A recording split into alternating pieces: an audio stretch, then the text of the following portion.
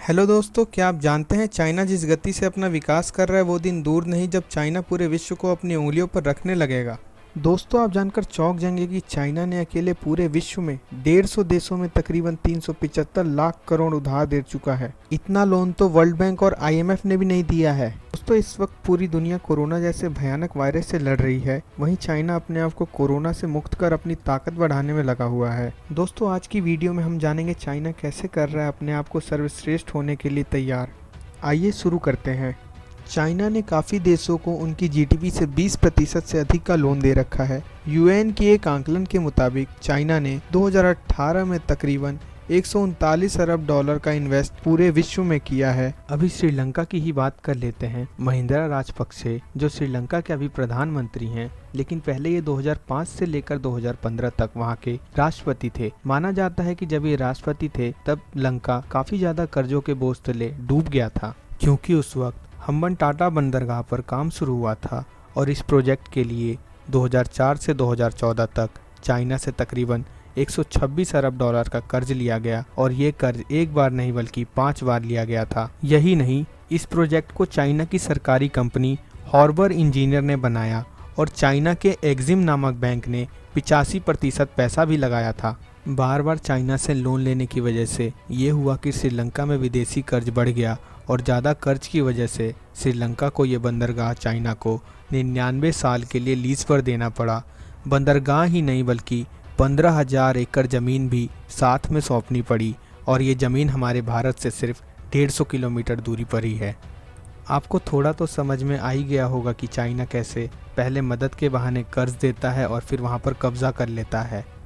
American website Harvard business review की report बताती है कि चाइना पहले से ही छोटे छोटे देशों को कर्जा देता आ रहा है। जर्मनी की कील यूनिवर्सिटी ने भी जून 2020 में एक रिपोर्ट निकाली थी जिसमें ये पता चला था कि सन 2000 से लेकर 2018 के बीच चाइना ने दूसरे देशों को दिए गए कर्जों की वृद्धि 500 अरब डॉलर से 500 ट्रिलियन डॉलर कर चुका है, जो कि आज के हिसाब से 375 लाख करोड़ होते हैं। आज के समय में चाइना दुनिया का सबसे बड़ा लोन देने वाला देश बन चुका है। चाइना हमेशा से गरीब देशों को निशाना बनाता रहा है, इसलिए उसकी पहली पसंद अफ्रीकी देश है। अक्टूबर 2018 में एक रिपोर्ट बताती है कि चाइना ने अफ्रीकी देशों में अभी तक 30 लाख डॉलर का इन्वेस्ट कर चुका है। यही कारण है कि अफ्रीकी देश जिबूती ऐसा इकलौता देश है जहां चाइना ने सबसे ज़्यादा कर्ज दे रखा है। जिबूती पर अपने जीडीपी का 80% से ज़्यादा विदेशी कर्ज है, उसमें से अकेले चाइना ने 77% कर्ज दे रखा है। दोस्तों, अगर हम अपने पड़ोसी देशों की ही बात करें तो 2013 से ही चाइना बेल्ट एंड रोड नामक प्रोजेक्ट पर काम कर रहा है। इस प्रोजेक्ट के मकसद से एशिया, यूरोप और अफ्रीका को सड़क, रेल और समुद्री रास्ते से जोड़ा जाना है। इस प्रोजेक्ट में करीबन 75 लाख करोड़ रुपए का खर्च हुआ है और जिन देशों ने इस प्रोजेक्ट में चाइना का साथ दिया है वो सभी चाइना के कर्जदार हो चुके हैं। जैसे कि चाइना पाकिस्तान का सीपेक प्रोजेक्ट भी इसी का हिस्सा है। ये कॉरिडोर चाइना के कसगर प्रांत को पाकिस्तान के ग्वादर पोर्ट से जोड़ती है।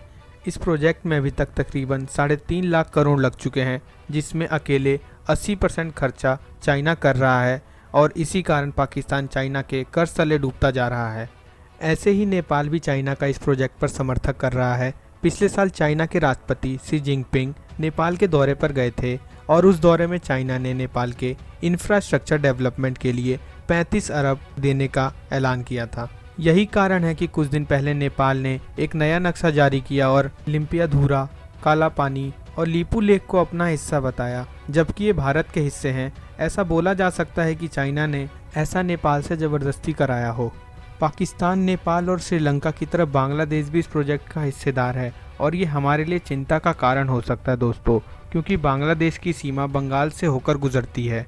दोस्तों, ये कुछ बातें थी जो सच में चौंका देने वाली हैं। दोस्तों, इसलिए भी हमारे प्रधानमंत्री नरेंद्र मोदी जी हमें बार बार आत्मनिर्भर होने के लिए बोल रहे हैं, ताकि हम आने वाले वक्त में चाइना का मुंहतोड़ रूप से जवाब दे सकें। हमें भी कोशिश करनी चाहिए कि हमें विदेशी चीज़ों का अस्वीकार कर अपने भारत में बनी चीज़ों का प्रयोग करना चाहिए, ताकि हमारा भारत भी एक आत्मनिर्भर देश बन सके। दोस्तों, अगर आपको हमारी ये वीडियो अच्छी लगे तो इसे लाइक ज़रूर करें और हमारे चैनल इंटरेस्टिंग फैक्ट्स हिंदी को सब्सक्राइब करना ना भूलें। धन्यवाद।